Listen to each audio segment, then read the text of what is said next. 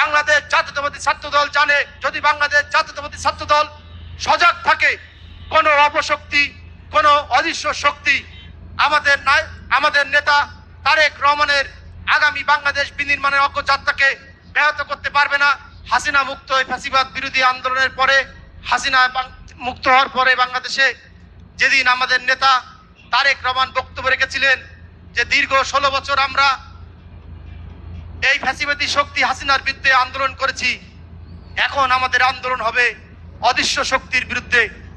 আমরা সেদিনে ধারণা করেছিলাম যে আমরা এই বাংলাদেশে হাসিনা মুক্ত হওয়ার পরেও আমাদেরকে যতদিন পর্যন্ত বাংলাদেশে মানুষের ভোটের অধিকার প্রতিষ্ঠিত না হবে, যতদিন বাংলাদেশে জনগণের ভোটের মাধ্যমে একটা স্থিতিশীল সরকার, একটি নির্বাচিত সরকার অধিষ্ঠিত না হবে, ততদিন পর্যন্ত আমাদেরকে আবার হয়তো কোনো অদৃশ্য শক্তির বিরুদ্ধে আমাদেরকে সংগ্রাম করতে হতে পারে, আমাদেরকে যুদ্ধ করতে হতে পারে।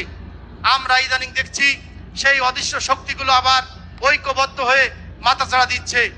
আমি ছাত্র সমাজকে উদ্দেশ্য করে তাদেরকে সজাগ থাকার আহ্বান জানিয়ে আমি শুধু অনুরোধ করব, এই অদৃশ্য শক্তি শুধুমাত্র আমাদের শৃঙ্খলা, আমাদের শান্তির পরিবেশকে বিনষ্ট করতে পারে।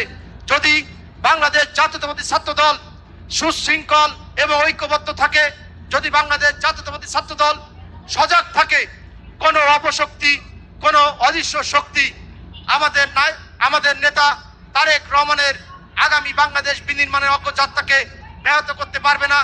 আমি জাতীয়তাবাদী ছাত্র দলকে অনুরোধ করব, আপনারা কোনো পাতানোপাতে পা না দিয়ে আমাদের নেতা তারেক রহমান যে নির্দেশনা দিয়েছেন, আপনারা সেইভাবে আপনারা সুশৃঙ্খল হন, ঐক্যবদ্ধ হন।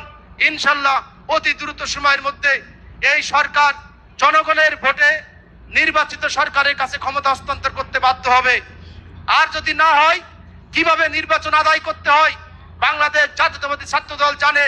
জাতীয়তাবাদী ছাত্র দল শত শত শহীদ, শত শত গুম খুন নেতাকর্মীদের উপরে দাঁড়িয়ে থাকা সংগঠন। বাংলাদেশ জাতীয়তাবাদী ছাত্র দলকে আহ্বান করব, আগামীতে আরো ঐক্যবদ্ধ হবেন এবং এই অদৃশ্য শক্তির বিরুদ্ধে সজাগ থাকবেন। ইনশাল্লাহ যতদিন পর্যন্ত আমাদের নেতা দেশ নায়ক তারেক রহমান বাংলাদেশে পদার্পণ না করবেন, যতদিন পর্যন্ত আমাদের নেতা বাংলাদেশে স্বদেশ প্রত্যাবর্তন না করবেন, ততদিন পর্যন্ত কিন্তু বাংলাদেশ